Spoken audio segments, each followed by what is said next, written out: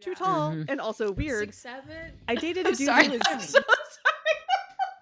Shut up, Emma. That has been banned at my kids' school. They can't say it anymore. I'm sorry.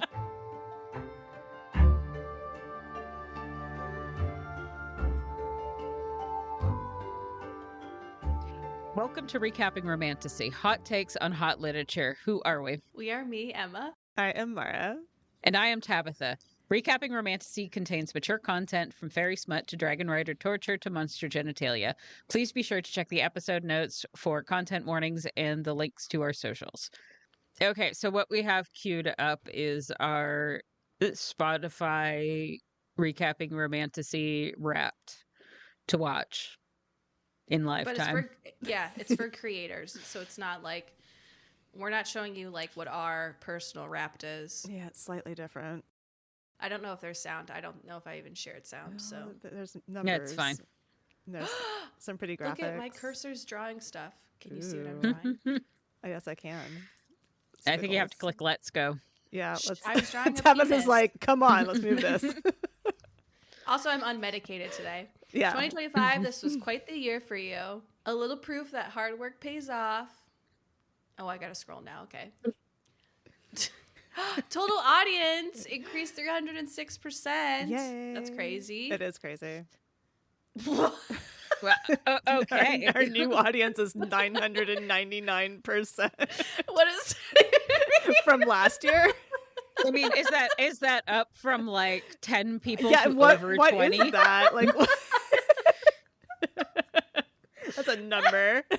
I feel like that's like, congratulations, you went from 0 to 1.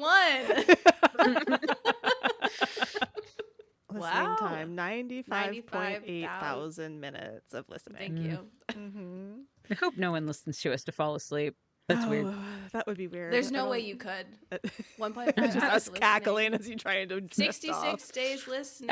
As you drift off, you just hear cloaca, cloaca, cloaca. 9 weeks of listening, 2 months of Damn. listening. Okay. I like that they break it down like this. That's kind of fun. 258% increase in total listening time from last year. Mm-hmm. I feel like this is just telling us that we're like real big losers. Yeah. Or like we were big losers. Oh, Quicksilver was our most Quicksilver. popular episode. Yay. Played 80% Played 80% more. more? That's crazy. Mhm. Craven that dick. They is- wrote this specially for us. Our Yes. number are from Oh, Blood I'm and so Ash good at Part titles. 1. You are. Craven Yes. that dick. It got the most comments. Okay. Top fans assemble. Our You're- top fans. Whoa. Okay, we're a That's top crazy. 10 show for 217 people. Oh wait, you guys, we were one of my top shows. Oh yeah. Oh yeah. I Well, was yeah, like, at least I was three of those are us. 0.5% top fan of this show. That's still pretty good. Top 5%. Or I don't know how to read. Top 5 shows for 138 fans. Yeah, that's good. Number 1 for 36. That is really cool. Who are you? Tell us. Yeah. Who's out there? Who are we the number 1 show for? 2+ episodes in one day. 30%. Wow, they're Someone's long a- episodes it's a too. 2. I Yeah, know. Someone's with What are us you guys for like doing? 4 hours a day. We're like, what's wrong with you? Stop it. Go experience life. I remember like earlier this year, I was telling someone we knew about the podcast and she was Mhm. asking how long the episodes were, like 30 minutes is what she asked. It's like, oh no, And sweetheart. I was like, they're like Almost 2 2 hours. hours. Mm-hmm.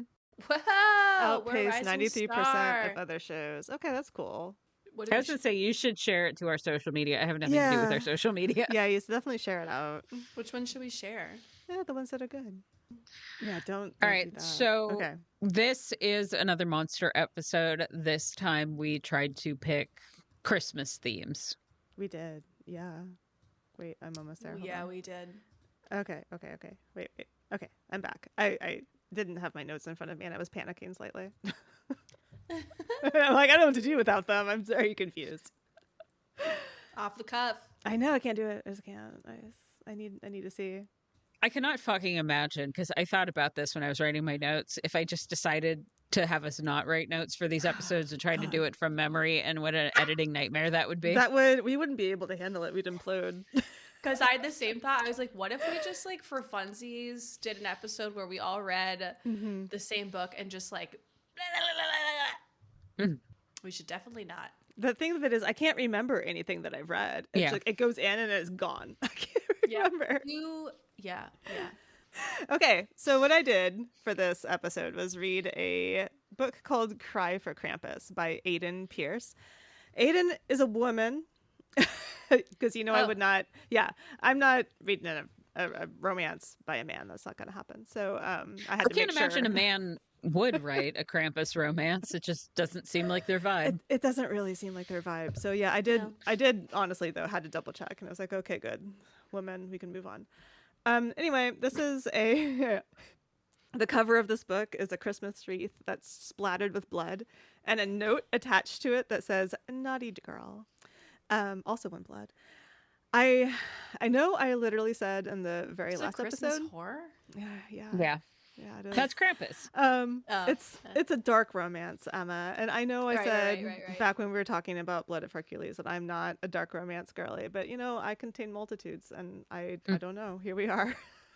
Are you one now? No. Damn it. I don't think so. I don't think I am. I don't think I am either. I'm like a soft dark romance. I was fine with a lot of stuff that happened in this book up until the very, very end, and I was just like, what the fuck? But anyway, we'll move on. I can't wait. Let's do it. So also, this includes trigger warnings that match my stated reasons for not reading any various book on our podcast. And yet, here we are. And yeah, I was triggered while I was reading this. But again, I overcame it because I guess the situation also immediately gave me catharsis. So there's that, I guess. But yeah, here we are. I don't know. I don't know. Whatever, we contain multitudes, like I said. So we open this book with a woman named Clara. She's a florist, and she is struggling with a wreath when Bastian walks in. He is her Christmas tree guy and childhood friend in this small town that is known for its Krampus sightings, and it's also in the Cascade Mountains. So, you've got like a lot of atmosphere. Mm-hmm. He is a handsome bastard with black hair and, quote, conniving, unquote, eyes, which is blue, by the way. They're just blue. It's fine. Yeah. She tells him about her struggles with the wreath, and he tells her, quote, "You like to obsess over details because it distracts you from the life you've spent so long pretending is perfect," unquote, which is like, damn. Such shit. As someone who was a florist for quite a large portion of my life and immediately triggered, made a lot of wreaths. Like, how dare you? If someone walks from the showroom back to my desk and starts talking shit like that, I would just straight up walk out of the building. Oh my God, I wish we knew we were talking about wreaths. I would have sent you that fucking TikTok that I sent Tabitha. Oh my God, this guy was like, it was the most LA shit I've ever seen. He was like, look at these beautiful wreaths that I put together. It was such a shit ass wreath. They're so ugly. The first one was like the most dead looking flowers I'd ever seen. And like they're supposed to be dried hydrangeas, but like they looked so brown, so ugly. And he was like, it's so gorgeous. I was like, it's humongous. You just have to like neutrals, I guess. One of the things that I am like reckoning with this Christmas season this year is the fact I've realized nobody on earth actually knows how to properly make a bow, like a Christmas bow. If anybody wants a tutorial on how to make a bow, let us know and I can video myself doing it. Social media. I should have called you. I tried tying bows for like 20 minutes for my garland on my stairs. I can like whip it out in less than a minute. Damn it. Well, I may have you come over and tie the rest of them. Okay. All right. I'm zipping it. Bastian is there to deliver Christmas trees, and Clara is nervous. To the florist? Yeah. That's not how that works. Well, it is here in this Christmas tree themed town. So okay, he's here to deliver his trees, and Clara's nervous about him being there because Hogan. Yeah, because he's a dick. Her asshole fiance thinks that they're fucking. So Bastian gives her a present, which she is doubly nervous about because Hogan is going to be super mad about this if he finds out. Bastian insists it's just a gift, no worries. And she's like, last time you gave me something, it was a candy cane and you stabbed someone with it first. What the fuck? I told you this is a dark romance. We are starting off. I know, yeah. So, and he's... Do you really think anybody is named Hogan these days after the existence of Hulk Hogan? So there's a reason why he's named Hogan, and I'll get to that in a second. Mm. Yeah. So where was I? What was I doing? Oh, yeah. I don't And know. he's like, yeah, it's because he was a bully, and I'll make any man pay for hurting you. And that's not exactly foreshadowing, but, we're getting there. So Bastian leaves, and Claire sees Hogan lurking outside, getting lathered up over this innocent exchange. We learn that everyone loves Hogan because he's, quote, the honey ham man, unquote, who owns a pig farm and runs a pop-up ham shop. So this town really loves ham, I suppose. It's mysterious. We don't need to know any more about that. Are they like only dealing in like Christmas tourism? Like what? Yeah, is it's because it's a Krampus themed town. They're very into Christmas here. So I guess this is why the Christmas trees are at the florist. But I don't know. I'm sure Tabitha has feelings about it. I feel they're too big. You don't fuck with them. Pigs or trees? Both. Trees. Yeah, and pigs. I also feel like if he owns like a pig farm, then his ham pop-up shop should not be a pop-up shop, but rather just a feature of having a pig farm. Yeah, I was thinking that too. Like, why is it a pop-up shop? But this is like, what else do you do with the pigs? If not make good ham. Questions. Yeah. Like, I don't know. What else is there? So Truffles? Yeah. Oh, maybe. Sorry. Yeah. That would be a good idea. But that would be beyond what we're talking about here, because there are reasons for the honeyed ham thing, and I will also get to that. But Clara closes up her shop for the day and goes to open her gift, and it's a dark romance based on the Nutcracker, where the Rat King gets Clara, the main character in the Nutcracker. I would say that the Nutcracker is the dark romance. Yeah, it kind of is. So that's a super fucked up story. So and then there's a little note in here. He's like, Clara saves herself in this book, and she's like, that's so inspiring. And like, in my personal opinion, Bastian knows her tastes a little too well, but Clara is inspired by this and goes home to face Hogan, who is already drunk and his lazy boy. Clara informs us here that Hogan, quote, used to be handsome before all the pork took its toll, unquote. So trichinosis. Oh God, yeah. Oh, I was thinking fat shaming, but yeah, no, well, that's yeah, just it. That's what she means. Yeah, so I'm not gonna lie, there's a lot of fat shaming around this character, like an absurd amount. There's a really easy connection to be made between Hogan being nice when he was thin and built and a football player, and cruel when he got fat, which is a choice the author very clearly made and is not cool. So everybody be better. I'm fat and mean, but like in a fun way. It's like we all rue the day that we ever crossed Tabitha, but so anyway, she's like, I'm gonna make dinner, and Hogan's like, you're a lying bitch, and I know you're a fucking tree guy. What the fuck? Yeah, then he hits her. Yeah, so that's when she decides to murder him. No, good idea. Fantastic. I'm sorry. That's not what I thought you were going to say. I'm also not following your notes at all. I'm just like marveling at you. Yeah. Yeah, so no, I'm just listening. Mm-hmm. She spikes his eggnog with antifreeze. But he doesn't die right away because that would be boring. He puts up a fight while frothing at the mouth, which is much more fun. Clara grabs a meat cleaver and kind of catches him across the chest with it, then cuts off his nose. Then she runs outside to her car, but Hogan runs after her with a shotgun, and then she just runs him over. And Without then she a runs him nose? over some. Yeah, then she runs him over a few more times until he's very dead and run over with a car. But the important thing to remember here is that there is a wreath on the front of the car that she feels very bad about, now having ruined because it was it was used in the murder of this man. So she takes the wreath off and she takes it inside to fix it. Meanwhile, Bastian has watched this whole thing go down while sucking on a candy cane because this is just his thing. They talk about the construction of the wreath. Like, did she use a wireframe? I mean, I don't think so. She was struggling with the bow. Yeah, she was struggling with the bow, which I think you would find very problematic because, like you say, it's muscle memory. You should know how to do that. Yeah. Yeah. Mm-hmm. I'm going to say something. Mm-hmm.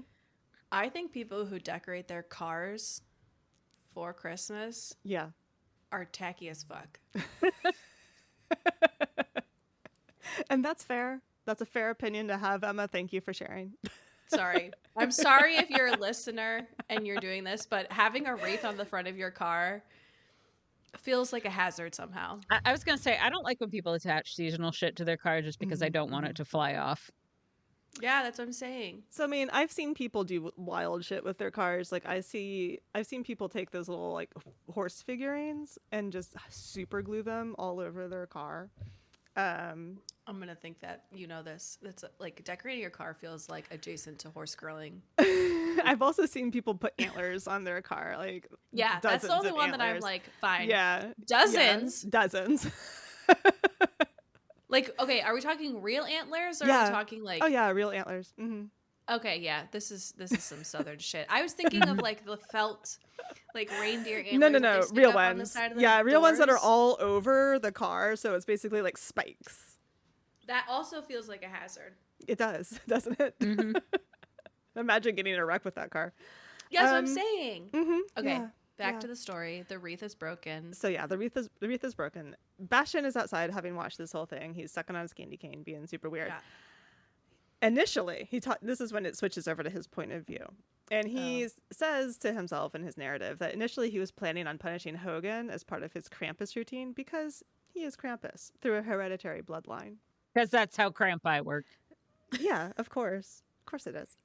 So he's never really been interested in doing the whole Krampus thing, he says, until this year, since Hogan has motivated him to do the whole punishing business.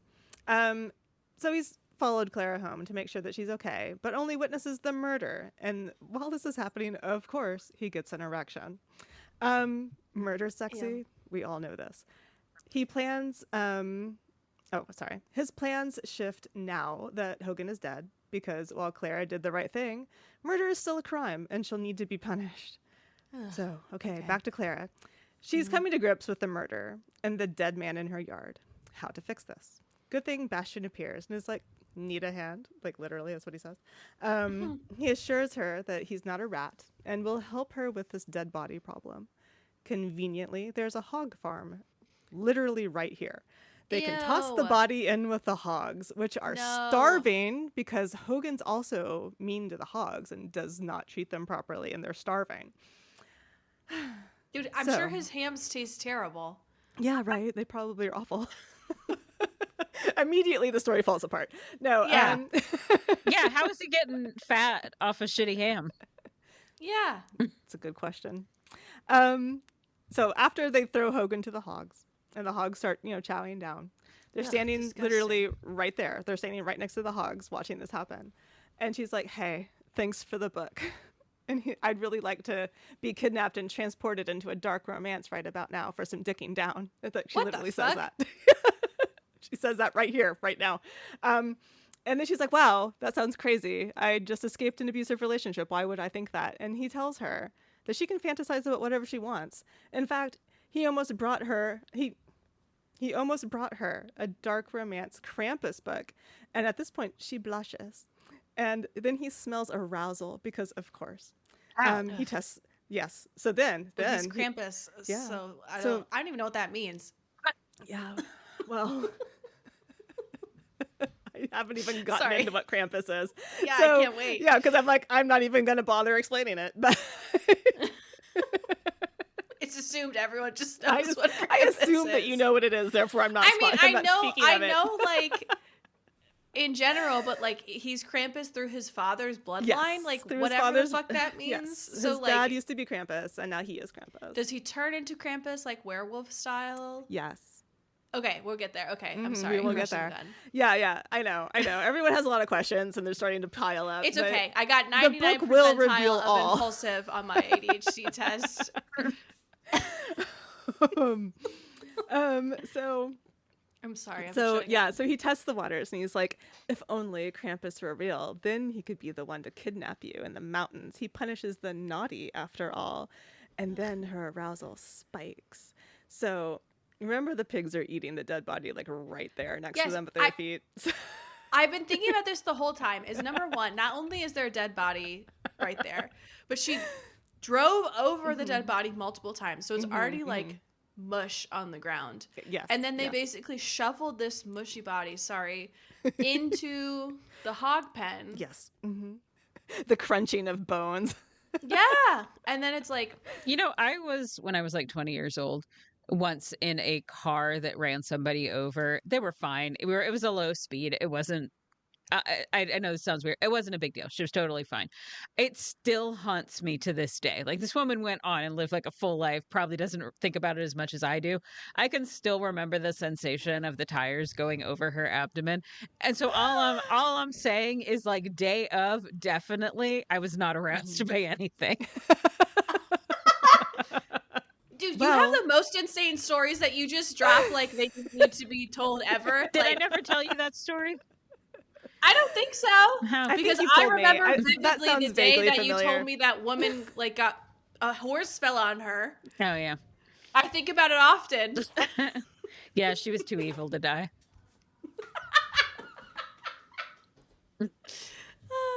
So all I'm saying is, like, I cannot imagine, like, actively killing someone in the same day and then be like, yeah, I'm DTF. Anyway, back to Krampus and his fat dick. Wait, was it fat? Did she say that? It's always Well, fat. You can make assumptions, can't you? Well, okay. So Clara admits she'd like that whole getting punished by Krampus thing. Then he walks her back to the house and she kisses him. And, like, this chapter did a What a shit whirlwind ton. of a day for her. Yeah, right. This chapter is like a shit ton of heavy lifting, but it somehow works. I mean, Yeah. for what it is anyway. This is a 24,000 word novella about a Krampus, so it worked for all intents and purposes. All right. So Clara goes back to her life. Everyone buys that Hogan got drunk and passed out with the pigs and got eaten. She reaches out to Bastion. He's like, I gotta prep for the weekend. See ya. And he, like, leaves her on read when she asks if he's seeing anyone. So she's like, that ass. I'm going to my Christmas cabin that was owned by my dead parents, and I'm gonna be alone. So she goes and she spends Christmas alone in her dead parents' cabin in the mountains, and it's snowing and it's beautiful, and she's alone, which is the perfect time to start It kind of reading sounds nice. her spicy, dark Rat King romance, which she does, and decides to masturbate there on the sofa as she's reading it, which is what I assume everybody apparently does while reading these books, except for possibly me. And then, so she sees some movement outside and decides to not be terrified by this development, but to give whoever it is a show. So, of course, it's Bastion, who's having Yeah. a mental breakdown outside. He also starts to masturbate and just, like, comes, quote, ropes of cum, unquote, into his pants, which Ew. seems super uncomfortable to me. Yeah. Some part of him thinks at this point that he's been wasting his seed and, quote, every drop of seed should be saved for my mate, unquote. Ugh. So somehow we managed to shove a mate thing in there. So anyway, he's over there planning to, quote, chain her to my cock as my new mate, unquote. No.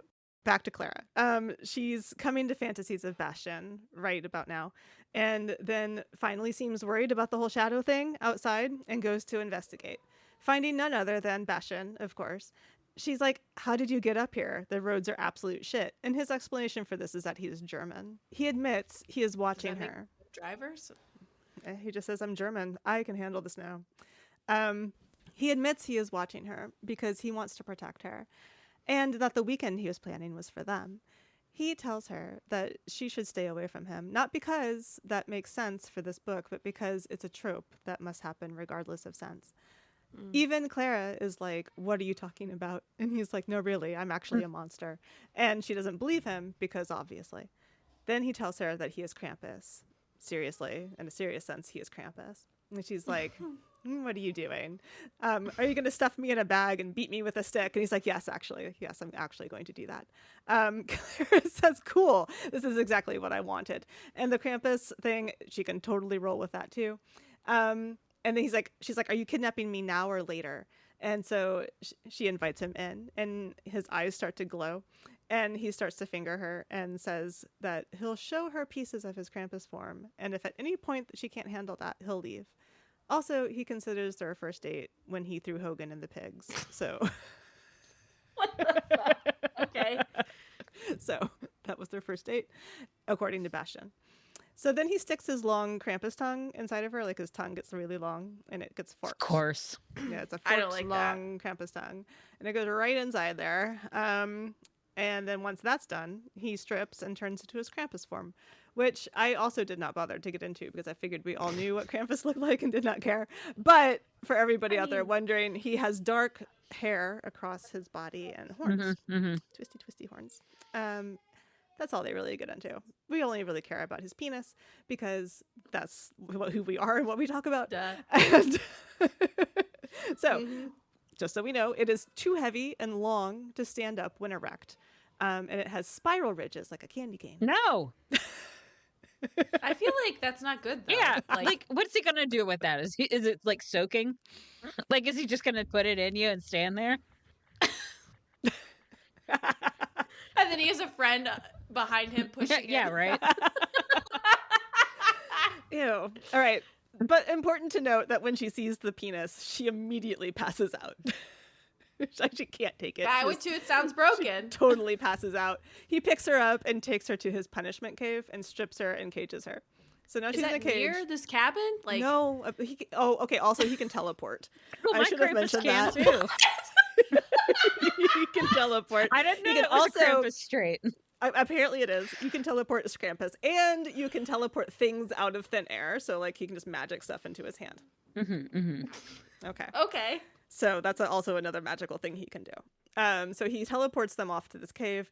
No worries about it being creepy. There's modern lighting in this thing, and there are no torture instruments because he's like, I can just magic things out of thin air. I don't need like walls of torture equipment. Where do they come from? Okay. Thinking too hard We don't about need this. to worry I'm sorry. about that. Like that's that's probably like a Sarah J. Maas thing where it's just like in some sort of hidden shadow dimension. Yeah. You know, wherever Rassian keeps his double beds. So he tells her, this is probably one of the roughest parts for me, is that he wants her to fuck an eggnog bottle, which she does. He says that it's to like prepare her for his ginormous penis, but the thing of it is like she puts the neck up there, which I'm like, what's that gonna do? Yeah. What is that? I also just don't feel like it's comparable. No, it's not comparable. I was like, yeah, okay, sure. If you could magic anything, why wouldn't you magic like a dildo? Right, but it has to be an eggnog bottle because eggnog bottles are part of Christmas. So. And Krampus, I've heard, loves eggnog. Of course. Why wouldn't he? So then after she's done with that, he tells her, because she stuck the neck up there, to drink the remaining fluids out of the bottle. Wait, where did the fluids go in the bottle in the first place? Was it not full? So that we're talking about her fluids here. Oh, so it was empty to begin with. It was empty. It might have had some remaining eggnog residue in there. But of course she's going to get an infection. Yeah, no. So she he just, fucks her with trash? She just loves this. She's into it. They have sex at this point. Somehow he buries himself to the hilt despite being gigantic. I don't know how that's possible, but it happens. Then he's like, marry me. What? Out of nowhere. She just killed her ex. He says that you'll have as much monster cock as you want if you marry me. And then while they're having sex, right? Like, so the sex is ongoing. There's thrusting. They're in the middle of it. He manages to get out a candy cane from out of nowhere because remember he can magic candy canes. And he like sucks the candy cane until it's like a really sharp point. And then he carves a word on her chest. No. How sharp are these candy canes? What are they made out of? Just candy, Tabitha. Magic candy, I don't guess. think you can get a candy cane that sharp. No, I've tried. And then he carves the word naughty on her chest, which I also like didn't like so much. Like that tattoo regrets? Like Yeah. that? Yeah, right across the chest. Like, you know what I mean? Right across, like, underneath your clavicle? Yeah, right regrets? No regrets? Right there between your clavicle and your boobs. Naughty. Carved That's there just so by a painful. candy cane. But she loves it. She's totally into it. I deeply dislike that part because I am me and I'm I do I'm not dislike into it. And I'm not you. I mean, just because of like the mechanics involved don't seem to make a whole lot of sense to me, but also I don't really like carving shit onto people. That's just not my thing. So then after that, after they come and they do all these things, there's an epilogue, a very wholesome epilogue. Oh, okay. Wherein they're married, they've moved into a bigger florist shop, and they have a daughter named Holly, who also will become the Krampus. She'll be the first female Krampus in generations. And they're like, Progress. everything is great. And the end. How progressive. Aw. Yeah, right. Yeah. So that was my book. Yay. Merry Christmas, quick. everyone. All right, I'm next. Yep. So I originally started reading a different book. I've been very into hockey romance even before I started becoming unhealthily obsessed with heated rivalry and those gay little boys. They're not boys, I shouldn't say it like that. They are hot men with great asses and tits, and I degrade them every day. Anyways, but I've been obsessed with hockey Like I said, we romance can for get quite a into while. that in our year-end wrap-up because I mentioned it in different mine. day. Yeah. Yes. But so I've read like 15 hockey romances in the month of November. I need to be studied. And so I was like, oh, I should look for a hockey monster romance or something, and somehow found one. It was horrible. I couldn't finish it even though it was 75 pages, so I had to restart. And I had to do a new book, and this was also bad, but I at least finished this one. So the book that I did was Christmas with the Monster by Sabrina Cross. The cover is basically just like it's the Grinch. Like it's a green hand. The hand is furry.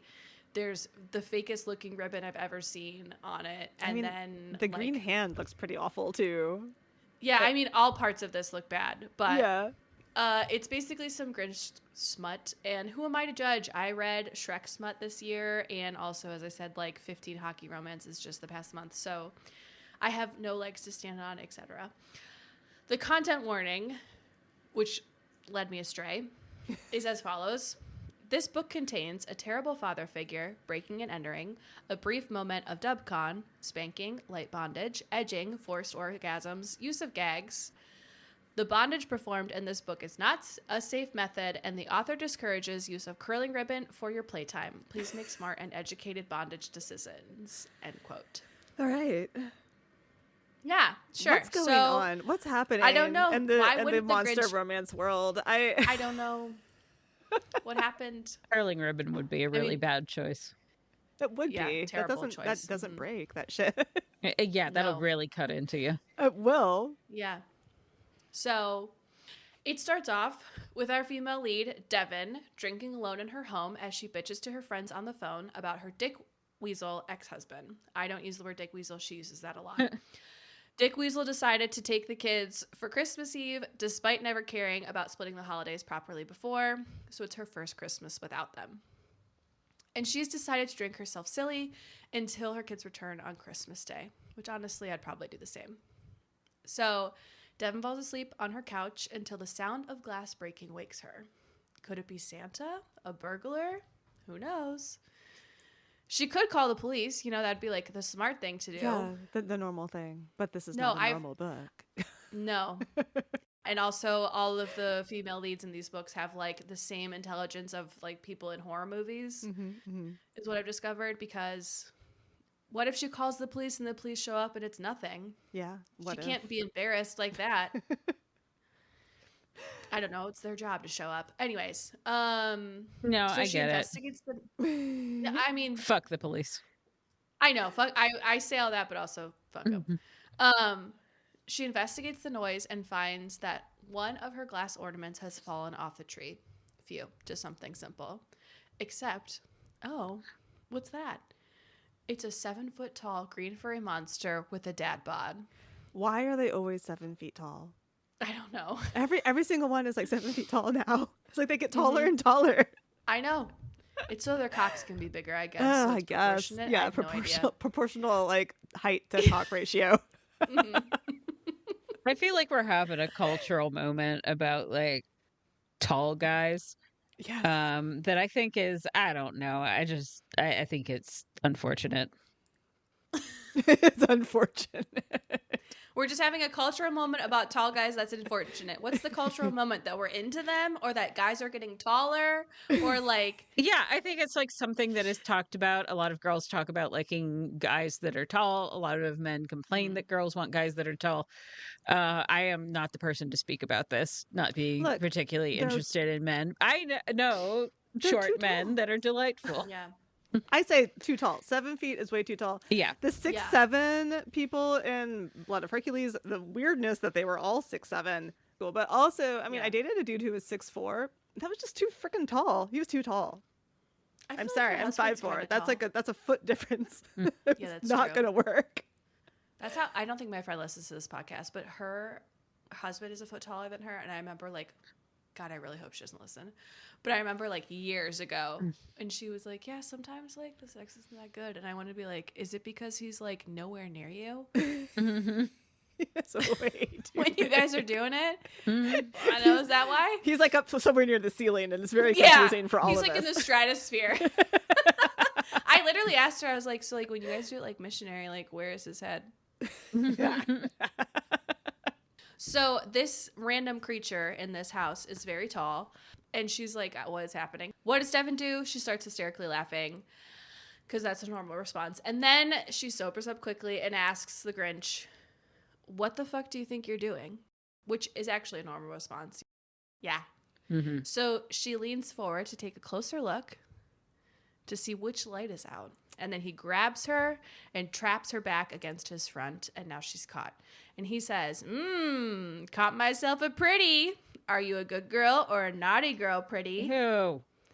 That's a direct quote. He calls her pretty a lot instead of her name, and I find it gross. It just feels really creepy. Mhm. Ew. Anyways, it's been a while since Devin's been fucked, and this green monster is pressing his hard-on against her back, and she's like into it somehow. So no concern at all that this guy like broke into her house and No, is and now this is rubbing why himself I on said her? at the beginning that the content warnings really led me astray. So what I was thinking the whole time is I was like, okay, just because she's like aroused Yes, doesn't mean right, anything Yes. necessarily. Yes. Anyways, I'm sorry, but the entire time you've been talking about this, I've been thinking to myself, this story's not in the public domain. the Grinch. He's not actually the Grinch. They never call him the Grinch at all in this. I just call him the Grinch. Yeah, the Grinch is still Yeah, Christmas. they never call him the Grinch. Mara's like, Okay. I'm gonna call copyright okay, on you. Okay, good. Because I was like, if we're calling him the Grinch, I mean, this probably... No, I'm not- he's I an don't imp. know. Which, yeah, I she know, is 'cause skating the it's line. like, no, this isn't public domain. She's Sorry to put you on skating blast, the line girl, here. Sabrina. So anyways, all right, go on. It's been a while since she's been fucked, and she's got a hard wiener pressed against her back, and she's into it somehow. Of course, they always are. So she's like, please just let me go, and you can just take all the presents. Again, which is why I thought that this was like a full rape scene, not just Dubcon. But he's not here for presents. He's here for her. So then they have like some terrible sexy talk, which I'm skipping. And it basically ends with him saying, quote, tell the imp what you want and I'll give it to you, end quote. So Devin tells the green monster to touch her. So he fingers her and rubs her clitoris. Ew. And they say clitoris in the book, not clit. And I felt like that needed to be called out. How medical of them. I know. Also, this is page 7. So we're just really diving in. So despite Devin never having one night stands, she lets the monster finger her. I feel like there always has to be some sort of explanation for why this is happening, even if it's like my magic will make you horny. Like there has to be something. There's no explanation. She's Okay. just into it. So she calls him a tease. So he pulls out plastic ribbon, gold ribbon, the ribbon you're not supposed to, wrap people up with. He pulls it out of his red Santa sack and binds her wrists behind her back. He then proceeds to spank her for hours. Hours. While she has a candy cane in her mouth. Okay. And, like, hours. Yeah, hours. I know. I had Wouldn't to read that get line boring? again. I'm sorry. She seemed into it. Whenever anybody says to me like we had sex all night long, I'm like, okay, seriously now. Be realistic. Yeah, there's a refractory period. Yes. So she's tied up. She's been spanked for hours, but she's into it, I guess. But like up until now, again, I was really confused as to why there wasn't just a rape content warning. But I guess it's all considered dubcon. I don't know. It's really not my thing. Finally, he makes her bend over the couch while he fucks her with his candy cane. No. Sorry, go on. To which she's... No, you're supposed to make comments. That's the point of the podcast. What? I mean, so the actual candy cane, we're not like talking a euphemism for penis here. It's an actual candy cane. He says candy cane, to which she says, quote, "You are not fucking me with a candy cane. Do you know how horrible that is for a vagina?" Yeah. Quote, because it's not a candy cane. It's a red and white striped vibrating dildo. Okay. All right. Fine. Yeah. Sorry. Still. I know. I did also have like I was ready to be like, hey, no sugar down there. Stop it. I know. I had this. I literally read the line and I was like, dude, Tabitha and Maura are going to be like, that's so bad for you. You do not put things there.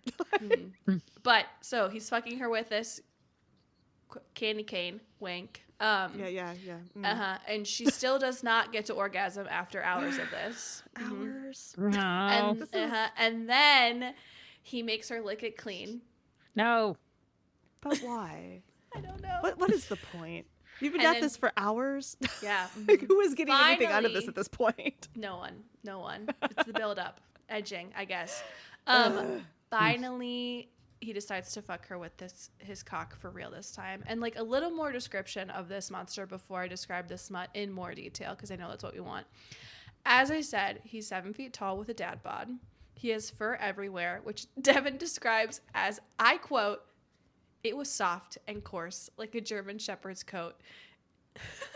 It was soft and coarse? That's not how Yes, that works. I know.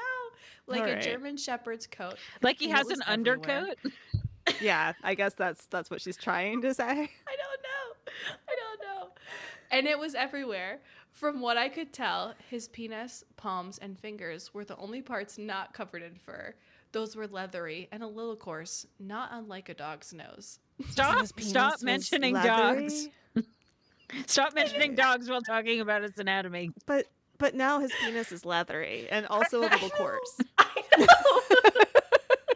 Like a dog's nose. And after having a terrible time dog sitting last week, I cannot think of dogs in a flattering light at I was all. going to say, at this point, I kind of think maybe she just wants to fuck a dog. I mean, that's a lot. Yeah. Yeah, I think, doesn't I have think a- so. Yeah.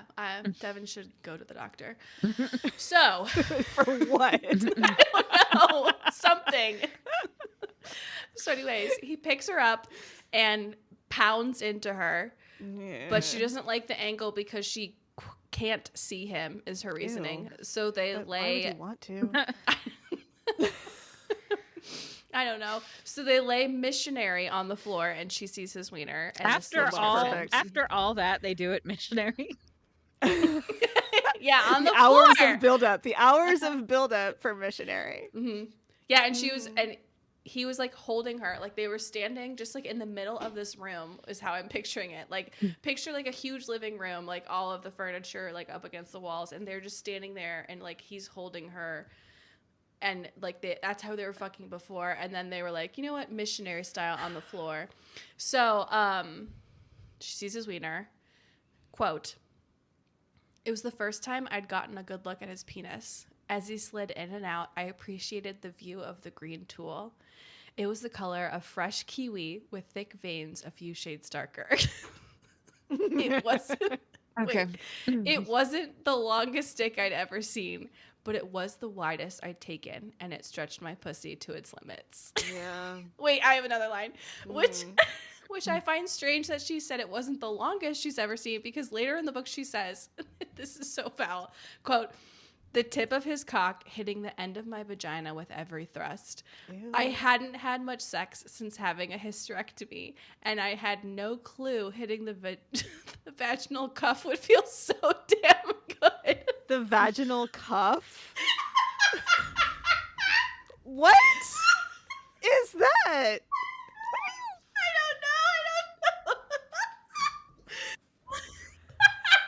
I don't know. I vaginal cuff? What is it huffing? I don't know. I don't know at all. What does that mean? Well, what does that mean? I mean, if they remove your uterus, your I figured your they'd, vagina just like stops. They like tie it off at the end. So what? Yeah. Her fucking stitched up end? I Why would that feel okay. good? That would feel like nothing. You have scar tissue It would there. feel like nothing. Yeah, it would feel like nothing. You wouldn't feel it. Because vaginas, you don't feel anything. There's nothing you can feel. I love that I read that line and I was like, I have to quote this because I know Tabitha's going to lose her fucking mind at this. Anyways. It looks like They're Tabitha's missionary on the experiencing a floor. poltergeist right now. I know What's she happening? is. Sorry. Sorry, the cord came out again. The lights are flickering. She disappears. We don't know where she went. All of those pictures of your creepy old her people. creepy, yeah. Where's that fucking clown? Where is it? Mr. Marbles is in my bedroom. Tabitha has the creepiest clown doll. Okay. This is why we should actually have video. It'd be funny. It would be funny. But then I'd have to wear a bra. I know, that'd be bad. Anyways, so with the vaginal cuff in mind, they both orgasm. Sure. And then Great, I guess. I don't. Good for them. After hours and hours. And then they Hope it snuggled was worth together it. on the floor. Yeah. It was because they snuggled together on the floor in post-coital bliss. The green monster is like, damn, that is not what I thought would happen. And Devin's like, well, what did you fucking think was going to happen? So the green guy explains that usually he goes to houses and steals Christmas from them. And Devin's house was just on his list for this year and she shouldn't take it personally. He's done it for centuries. So again, Yeah. she should not take it personally. Oh yeah, okay, sure. Because the Grinch is centuries old Yeah, now. that's a perfect Sure. reason to not be upset about something. Yes. If I know anything about men from fantasy books is they need to be tall as fuck and they need to be old as fuck. Yeah, ancient, but also And hot. Mean. Yeah. Yeah, and mean. Yeah, so she's like, what the fuck? Why are you doing that? And so he explains that it's his purpose in life to ruin Christmas because he hates Santa and the elves. So Sure. once upon a time, Oh God, he was an elf. you're gonna get into the backstory. Yes, I have to. It's part of the I book. know. Oh my But God. now he was an elf, but now he is Sully the imp. Okay. Okay. He used to help Santa and the elves gather magic for Christmas, and Santa would bring it to houses on Christmas Eve, but that was boring. So Sully pulled planks on the elves to entertain himself. Then one Christmas, he helped Santa deliver the Christmas magic, but he thought that it would be more fun to switch the actual Christmas presents with sex toys. And then Christmas was ruined that year, and it was so bad. And it was so bad that Santa and the elves almost disappeared because there was no more Christmas magic in the world. And I didn't say this, but it's implied that he did this centuries ago because Devin's like, well, what did they even make sex toys out of? And he's like, dude, it's crazy what humans got up to. They would fuck themselves with anything, man. I feel like everybody would know about this, though. Yes! Let's assume in this world everyone understands that Santa Claus is a real thing. Yeah. In this instance, everyone would have heard about the one year that everybody got sex toys toys. for Christmas. And the other thing, I mean, she's a mother, I'm assuming, of children, and this immediately would be the only reason it would take me to not read this book. I refuse. It's nope, can't handle this. But I'm like, how? Why would anyone find this funny? I don't know. Anyway, moving on. So there was no Christmas magic, which means Santa could and the elves could disappear. That's how they stay alive. So Santa got so mad at Sully that he turned him into a giant green monster so all the elves could laugh at him. Basically saying he had to make him ugly so that when he was walking around, the elves would see him and know who to laugh at. It was so stupid. Since then, it's been his mission ever since to ruin Christmas again so Santa will disappear for good. But he doesn't want to do that anymore. He wants to stay with Devin. Of course. But he can't because he has to return to the North Pole at midnight until next Christmas Eve, some weird sort of Christmas Cinderella. And Devin is on the verge of tears at this news. Of course. She's really upset. But Sully distracts her with sex, so it's good. So he goes down on her because, as we know, love interests eat out. They do. And this is well known. Including the Grinch. How dare you? The Grinch is not public domain. Sorry, I'm implying. And she loves this, and so she decides to blow him, where we learn that, surprise, the Grinch actually has a cloaca. Cool. Of course. Of course. And Yeah, we have to go there again. yes, Yeah. because that's how he can walk around without pants on all the time. Yeah, obviously. So. Quote, his cock sprung from a kind of slit in his pelvis, and he didn't have any visible testicles. Okay. And then, quote, and he started coming. The hot taste of eggnog hit my tongue, Of course. flooding my mouth with his flavored cum. Yeah. It's got to be flavored. I'm so glad I don't really like eggnog, but this definitely will put me off it. Yeah, I don't think I can have it this year. I don't really like it anyway, but that's fine. Yeah, while I was reading this book, I was texting my cousin, Lauren, and I was like, dude, the Grinch has a cloaca. And she was like, why are you telling me all of this? Like, well, just you wait. I know. And so every time I would text you guys a quote as I was reading, I would text her as well. And she's like, please stop. So she actually texted me right before the podcast started. And she showed me a picture of her and her husband out shopping. And there's a little green Grinch stuffy that they were holding. And her husband's like, quick, look for the cloaca. It's got to be here somewhere. Or it's not Gotta authentic. be in there somewhere. So, yes, he has eggnog flavored cum. Sully does, the imp. And of course, there's a lot of it. Devin mentions that, quote, the average man only had a few milliliters of cum, but it felt like a cup of it was flooding my mouth and leaking out around his cock onto his fur and my chest, end quote. Ew. No. Why? Why is it always this way? I don't know. And I feel like some sort of like sick satisfaction when I pick these quotes to like say in this podcast, because I love looking at you guys and you just being like, ugh. The faces made.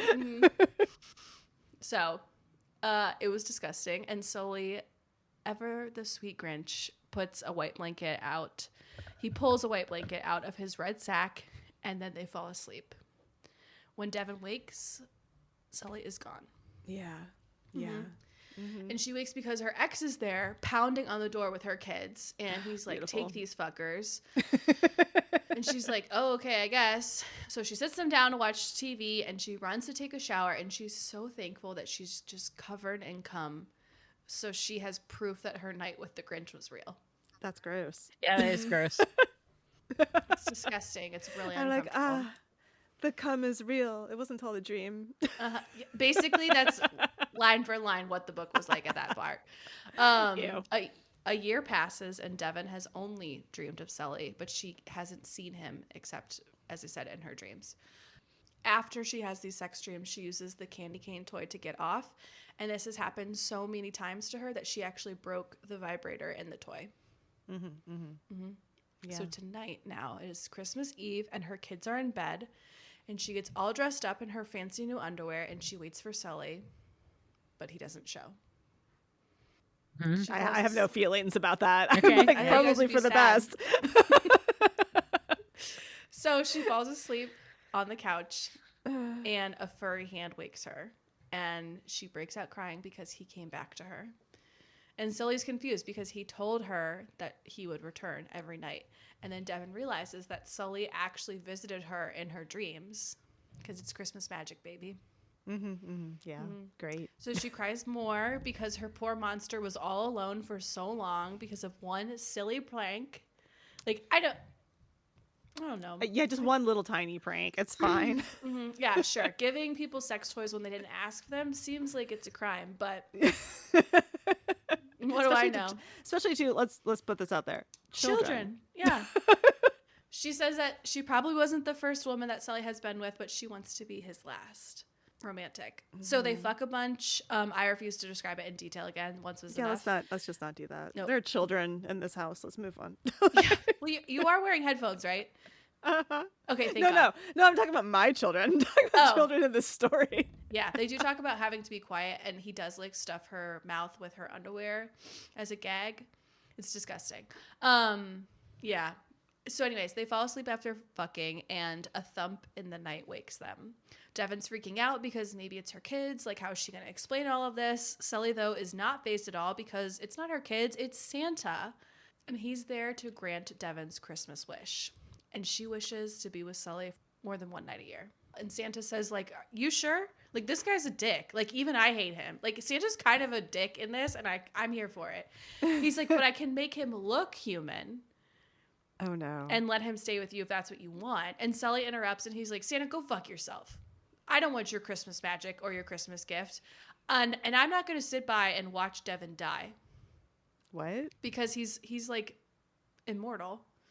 Oh, got it. So many years down the road, she will eventually die. Yes, and he will not age. Yeah. To which Santa says, quote, I'm fucking Santa Claus. I can do whatever I want. End quote. Go off, King. Yeah, good for him. Yeah, do whatever against his wishes. Even that'd be perfect. Yeah, I mean, perfect. Like Santa tells him, Sully and Devin, we can figure out that whole immortality thing later, but like, do you want this? So Sully says no, and that makes Devin upset. So she says, like, I can't keep living off one night a year. I can't do this. And then she runs off. And then we don't see Sully again. And now it's Christmas morning, and Devin is trying to put on brave face for her kids while they open their presents, even though her heart is breaking because Sully was too stubborn to let Santa work his Christmas magic. So she's like on the verge of tears. Her kids are having such a good time when all of a sudden she hears someone knocking on her door. Who could it be? Maybe Christmas carolers? Maybe her crazy ex? No, guys. It's the 7-foot-tall man with green eyes, black hair, and a dad bod. Beautiful. And Devin realizes that this man is Sully, and she's so happy that she jumps into his arms and cries. But also, how will she explain this to her kids? Because, like, he's immortal and she's a human. How will this ever work? And so Sully explains that he still has an elf lifespan, but they'll have time to figure that part out later. Wish bosh. He had to find a way to be with her, so he took Santa up on his offer, but he made Santa use his Christmas magic to find him a place to live and a job. So he has a lease for 6 months. This is like Santa acting as a parole officer to some kind of sex criminal who sent in dildos in the mail to kids. And he's like, good job, you fucked a human this time, an adult human. So so I'll give you a place to live. Here's a place to live for 6 months and a job.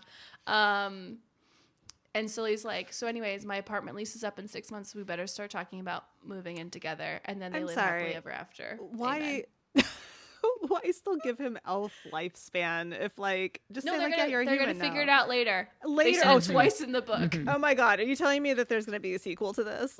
There better not be one. There's no need. We don't need to go down that road. No. Why would that happen? But we got everything we needed in the first book. So all right. So what we have here is a Krampus sandwich of an episode. Because my story is with a cloaca in the middle. Well, yes. We'll see. No! So, my book, which by the way is available on Kindle Unlimited. Oh, so is mine. I think they all are. Yes. Why wouldn't they all be? This is Kindle Yeah, this is kind of the point of Kindle Unlimited at this point in my life. This is why we all spend $12 Yeah, a month. This is why I give Bezos my money. This is why Jeff is so, wealthy and can go to space. That bald fucking head. Cornered the market on monster genitals. So my book was titled Kissed by the Krampus, which is part 1 of the Monsters in My Bed series by L Eveland. So, oh, by the way, this is gay. I think everyone knows that by now. Hopefully. Our hero, Christopher Kringle.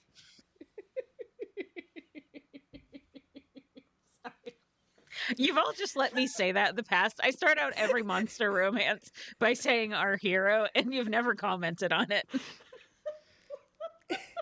I love it. Keep going. So I really like the idea of considering the male lead a hero just for getting fucked by a monster. Yeah. Listen, with anyway, props that big, it is heroic. So Our hero, Christopher Kringle, is not Santa Claus, just unfortunately named. His Okay. nickname, obtained when he was a soldier in America's War on Terror, is Christmas. What the Sorry. fuck? Yes, he was a soldier. Honestly, PTSD from the war is a major theme in this book, like way more than you would think it was. Why? I skip over it a lot, but it's definitely there.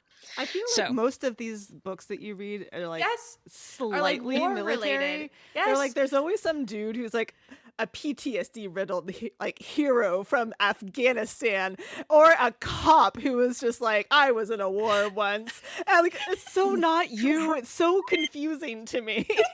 I don't know. I don't know what's The happening. one book you read was like political war in between like aliens and like furry aliens and here's humans. the thing. And then Here's it's the thing. one. As we can see, all of these have a theme of being kind of anti-military, though. Yeah. This is true. And- This is true. It probably does lend itself into Hurt Comfort, which I know is your fave. That could be. Mm-hmm. So yes, Chris has PTSD and has not been able to get his shit together as a civilian. He lives in the Upper Peninsula of Michigan near his grandmother and 2 other veteran friends that he knew in the war. How they all ended up in the sparsely populated Upper Peninsula is best left not thought about. Like, what exactly do we want from this monster romance? Oh, now that I've started talking, my cat has decided to force her way up onto the table. Wonderful. After having a bad day, Chris is driving in the snow and crashes his truck after something big runs out in front of him. He comes to, gravely injured and in a different location. He realizes he is in a cabin with a bunch of bric-a-brac on the walls, in what is less of a bed and more of a nest of blankets. He freaks, obvs, but is too hurt to do anything other than kind of like gag and pass out. But as he does something monstrous, it just hurt really bad. Smell bad? Oh, okay. Yeah, like I didn't go into this in my notes, but basically he was impaled by something through the abdomen and had to be stitched up. Yeah. Oh my God. Okay. So as he passes out, something monstrous walks in the door and tries to calm him down. He wakes up later and sees a monster knitting in a rocking chair. Quote, his face wasn't human at all. He had fangs and pointed goat-like ears that twitched and flicked. They were covered in a very thin layer of gray-brown fur. His nose was flat and wide, almost like a dog's. Long black hair curled down from his head, pooling around his shoulders in waves. And shit, he was ripped. End quote. I need to point out that both of your characters are dog-like. I know. I was just going to say. I would argue mine is a little more goat-like than dog-like. Yeah. I was here until the dog knows. This Krampus, which a Krampus in this case is a race of creatures, not one being. So there's multiple Krampuses, Krampi. He says that he was the thing that Chris almost hit, and he brought him back to his solitary cabin in Antarctica to stitch him up and let him recover. Remember, he can travel through portal. Yeah. So. Okay. Okay. Wait, so that is a Krampus. Apparently, trait. Little did I know. It's teleportation. He doesn't have a name. So Chris names him Oliver, or Ollie, as he's called through the book.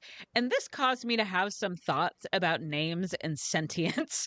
Like, obviously, my cat doesn't care what I name her because she doesn't understand human language, right? But at what point does a creature want a word to name itself?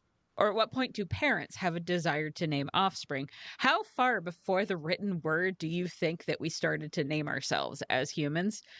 There was an academic article published around 2006 that claimed bottlenose dolphins appeared to have personal names for each other. Oh my God, So Tabitha. the point... I love you. I love you so much. You go so hard academic, and I really appreciate that. What I'm saying is that I feel like Ollie is sentient enough that he should have had a name before now. Yeah, probably. Yeah. Maybe he just didn't have any friends. Kind of, yeah. Listen, and that one episode of Angel, as we all know, Please, I don't know. When Jasmine appears right before she tries to annihilate the world, she's like, everybody loves her, and she's like, I don't have a name, but usually the people who name you are the people that love you, and therefore you should name me. Like, that's how naming works as a convention. So Joss Whedon understands. So anyway, Ollie smiles at being given a name, and his big red tongue rolls out. quote, Jesus, that thing was long enough. It almost went down to his navel. I wonder how it would feel if it was soft or rough, and then quickly push the thought away, end quote. Ugh. So Yeah. they, Like rough, like what? Like a cat tongue? maybe. I don't like how you said that. Maybe. So they agree that Quiz, who's Quiz? So they agree that Chris will recuperate at the cabin. The cabin is primitive but well stocked. It is warm, has a kitchen, a bathroom, a giant tub, whatever. I don't know how the plumbing works. Maybe it's one of those like heat compost toilets. Also, Yeah, Emma. Okay, no, Emma, go first. I had my hand up. I know, I did Yeah. too. Go. Oh, I didn't see. I'm sorry.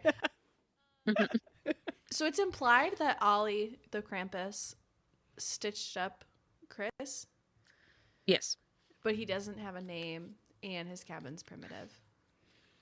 Well, it's like off the grid kind of primitive. Oh, okay. Like it's not like a hovel. It's just like Got it. cozy, so not, but not there's like cavemen, but like doomsday Maybe you mean preppers. rustic. yeah, rustic. I guess would be a Okay. better word. There you go. Okay. All right. Thank you, teacher. Mara had a question, actually. No, I'm good now because I was thinking like, how are we keeping this warm? Where are all the supplies coming from? But then I remembered he could teleport, so I'm good. Exactly. Yeah. Yeah, okay. So at one point, Chris is in the tub, and Ollie asks about the tattoo on Chris's back, and he says it is a war memorial to the men in his unit who died. And Ollie says there are a lot of names, and I was like, he got the individual names of these dudes tattooed on him. I don't know. I don't think that's common for war memorial tattoos. Anyway, that bothered me. Oh man, it's very Vietnam War memorial, but not for tattoos. Yeah. So they're like bonding and stuff. Chris is like clearly into the Krampus, despite the fact he's masculine presenting, and Chris has never been into dudes. Whatever. So he ends up jerking off thinking about Ollie. Quote, holding me, petting me like a fucking cat, telling me how much he wanted me to stay with him. I don't know, just thinking of yourself as a cat in that scenario I thought was funny. So Ollie comes back from going out because, he can make portals like Doctor Strange, as we said, and he is injured. Chris is concerned and tries to assist, but Ollie is like, I just need to sleep and heal. So in an effort to keep him warm, Chris wraps a blanket around them and curls up in Ollie's lap. Like a cat. Later, when Ollie is recovered, he tells Chris that he has been on a long quest to kill Yolasve Narthir. There it is. What is that? That in this story, that is a species of like bug-like hive mind parasites that feed similarly to vampires and can pass as humans. That's like the plot part of this is them trying to find these things. But the thing that throws me off is that in our world, Yolasve Narthir is a set of 13 creatures. Their mother is Grilla, so she's an ogress, I guess. Anyway, these are the Yule lads. They're Icelandic folk creatures that visit houses for the 13 days before Christmas. They're like actual people with names, and they all have like a thing they do. So I provided a list here for you guys to consult. Tag yourself. I'm Glucagair. We don't actually have to do that. I just thought it was such an unbelievably complex name to use in this book and it actually means something completely different. So I was just like really shocked that this Your was in window here. peeper? Yes, I love looking Can in I people's be- windows. Oh my god, what do I want to be? Now, I did think about being the guy who collects candles. I was just looking at that one, but I think Mhm. I'm going to be can I be sausage swiper? That just sounds funny. I Sure. don't know how to say this. Bujanakarkar. Hides in the rafter and snatches sausages that are being smoked. That sounds Hell yeah. funny. Mm-hmm. Mara. You should be Skyr Gobbler. You have a great affinity for Oh, Skyr, which God. is a regional style of yogurt, and I'm sure I'm saying that wrong. Yeah. That's fine. I did think about door slammer. Enjoys slamming doors, especially during the night, waking up the household. Big fan of slamming doors. I am. Anyway, like I said, I just thought it really was satisfying. I just thought it was a really like large, complex word to use in this story. Also, to make a real thing. It's more something that fake. is very much not that. You know what I mean? Yeah. So Chris keeps recovering, and one night they play a drinking game. Quote, this is of Ollie. Quote, he starts twerking, No, and I don't goddamn wanna if know it more. wasn't even more enticing with a tail added to the mix. End quote. Is it? Eventually, they're drunk All enough right, that that Chris makes asks sense. about his genitals, but Ollie won't show him right now.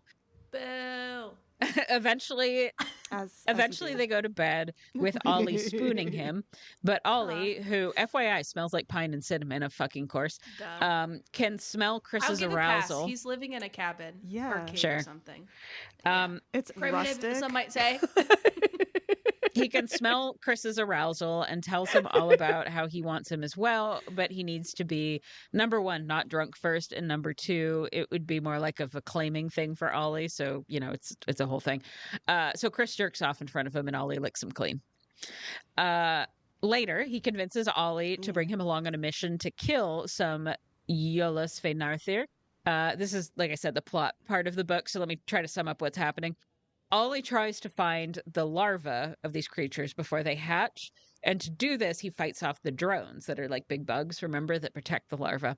The This is larva. like basically the book that you did last time. I know. It's unfucking fortunate, isn't If it? there's a cloaca, How did I'm this gonna happen? scream.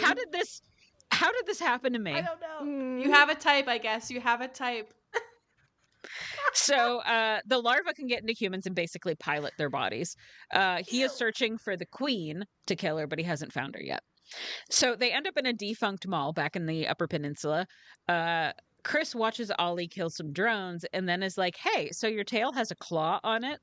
And Ollie explains that it's actually a hidden barb, which you can use to hurt people. But also there's a retractable part on the barb that releases not venom, but hormones. It is a horny making barb for mating purposes. Keep that in mind. Like, So, I don't like yeah, why that. not? So they kill some bugs, Why not? then watch an unhoused gentleman become the larva transport, and hope that when he turns, he will lead them to the queen. So they basically let this guy get piloted by some larvae so that he can kind of go back to the hive. That's terrible. Well, there's a lot more like conflict and like, oh, should we let this happen? Should we intervene? He's probably dead okay, anyway. okay. Yeah. All done for the day. They head home with a bunch of shit Chris stole from the mall. That's unapologetic. Steal that shit. Chris bathes and then comes out to Ollie looking at all of the marital aids that Chris grabbed, because he grabbed like a bunch of lubes and condoms and some other stuff, just like swiping it off a shelf. Oh, I thought you meant like wedding rings. Sure. Mm-hmm. Sorry. I was trying to be funny. I told you, being off of meds has made me so dumb. It's an old-timey euphemism. Do you know today I actually started to send an email that began with the word whilst? And I was like, is this a situation where I say whilst or while? Because I thought it was just a difference of like tense or something. And then I looked it up and it was like, nah, bitch, whilst is archaic. What are you doing? So they decide to have sex. Ollie whips his pants off. Here we go, getting into He was it. wearing pants the whole time? He was wearing pants. Yeah. So, Who quote, knew? the velvety fur that coated his abdomen came down over his thighs and between his legs, too. He was covered in it except for a long slit in the center of him, stretching from about 2 inches below his navel, where his navel should have been, and then back between his legs like a seam. That is a giant fucking slit. Sorry, end quote. No, it is. That's so gross. So, yeah, obviously he has a slit. No. The dick comes out, quote, as big around as my fist, end quote, which is too big. Mm-hmm. It is. Yeah. Chris starts to blow Yeah, him, I don't know and about he, that. quote, moaned at the clove-like taste, end quote. Clove-like taste. How? Yeah, right. You can't fit your whole fist in I your don't like mouth. that. I mean, if you can, they're. Also in this scene, you might be thinking, as I was, what about the balls? Where are the balls? But fear not. Chris fingers the slit and, quote, inside he was so impossibly warm and wet, coated in that clove-scented slickness, but it wasn't at all like putting my fingers inside a woman. My fingertips brushed against his tight Ew. sack hidden in his Sorry. body, end quote. Sorry, I was just suddenly overwhelmed by how absurd the thing that we do is. This you The mean? podcast. This podcast? This one quote right there, it was what broke her. She was broken, everyone. We broke Tabitha.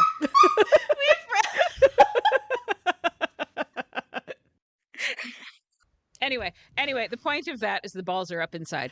I don't like it. Do they drop ever? I don't think he so. I think the pubescent? balls are always in there. But also, quote, my fingertips barely brushed against a small, hard bump inside his body and his cock jerked, end quote. So he also has a prostate up in there. What? Oh, I've seen like a clip, but that There's makes a more lot sense. of little organs in that little area. That's amazing. Yeah. Think about it. So he has like a whole arm coming out of his slit, and he's sticking his whole arm in there. Yeah. So next part, bear with me. And like I said, I think this is why I'm starting to like soak in the absurdity of this. Okay, so bear with me. Ollie lets Chris do penetration on the slit. Well, yeah. Quote, I wasn't sure what part of him he'd push go because he's riding him at this point. This is important to know. Krampus is riding Chris. So, quote, I wasn't sure what part of him he'd pushed me into, but I was surprised at how tight the space was, given how large his slit was and everything he had in there. I briefly wondered about the specific anatomy before I gave up caring. End quote. Not me. I still care. I want to know more. So, okay, wait. So he's inside Krampus. Yes. He's in the slit area. I don't know exactly what's going on in there, but there's a dick, there's balls, and there's a prostate somewhere in there. So he has his hand in there. No. Just his hand? Oh, his penis is in his there. penis is in there. No. Okay, his penis now. No. Remember, Where's the penis Ollie's was penis? the penis was as big as an arm. Remember, like as big as a fist. Right. And Yes, then Chris, and then like, come on, Tabitha. Come on, do it. Tell me. and then Chris blew him. But then he's like, actually, you can do penetration. I assume he doesn't have a butthole. So Chris can do penetration on the slit. What's the position that they're in? Krampus is riding him. So like Ollie. Okay. Ollie's okay. riding him. Chris is on his back, and Chris has got his dick in the slit. Like I said, up in He's there. in the slit. So Okay, the so penis, dick is in the slit. The penis is out. Got it. Of the Okay. space, Mhm. and he's The in the name hole is with confusing me. the balls and the prostate. Got thought it. when So you he's first like his penis literally touching the prostate. Got it. Okay. All right. Good. That's what I'm saying. Like, how It big are feels his like- balls if the penis is out? I hate the motion that I just did that you guys can't see, but I literally went like this. It was too much. Also, to your bumping into things in there, there's other stuff. Yes. So, like, how?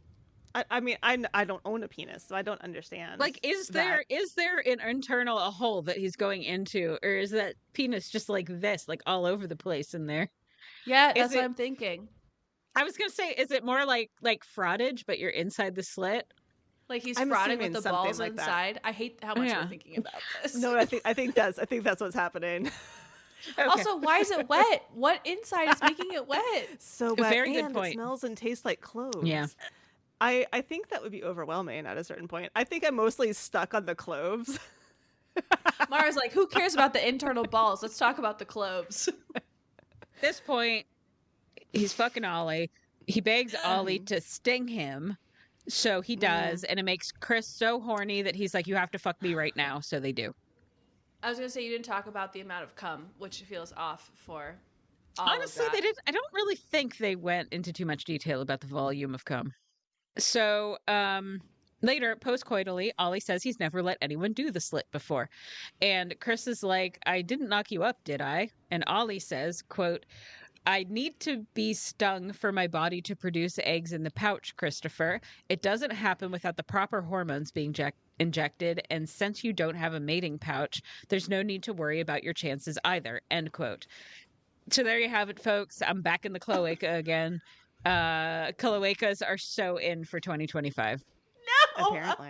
we need to leave them in 2025. I'm so sick of talking Yeah, about let's stop. the amount of this. people Like, I've explained a cloaca to is too many. Ollie More also than one is tells too many. Ollie also tells him about his lost love, a guy named Parker, who was a polar explorer from about 100 years ago, who didn't love him Oh. back and was killed by the Yolasave Narthir. All right, so they go on another mission tracking the infected human, and they get ambushed by the military.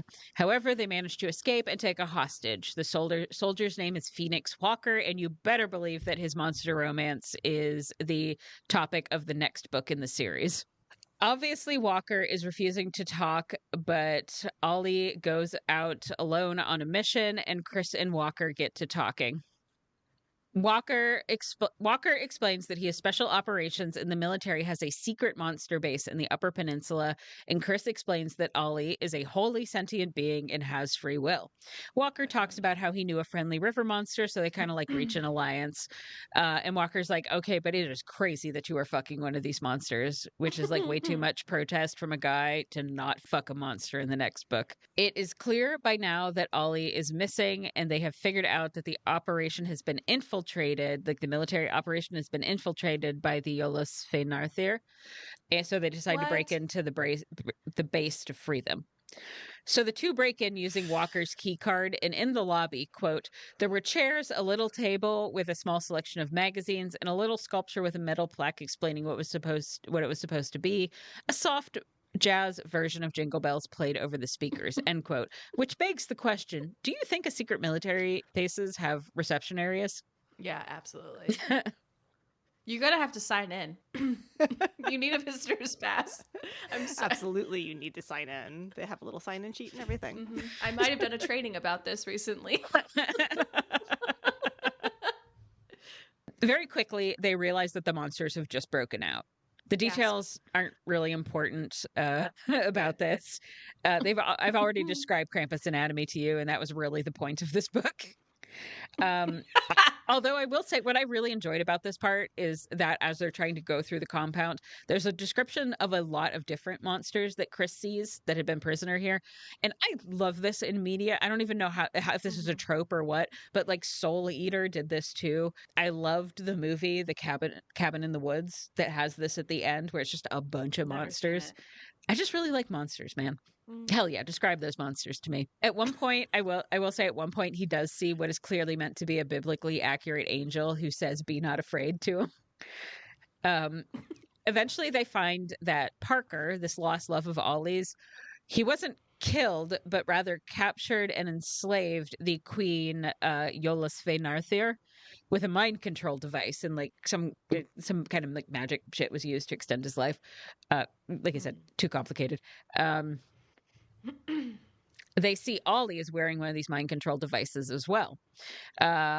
So they fight. Walker eventually uses music to call another one of the monsters, who rushes in and bites Parker's head off. Yay, they win. They get the devices off, and the queen, who is basically a drider, she's like a spider woman, like half spider, half woman, says that says that Parker has been controlling her for years, trying to take over the entire United States government.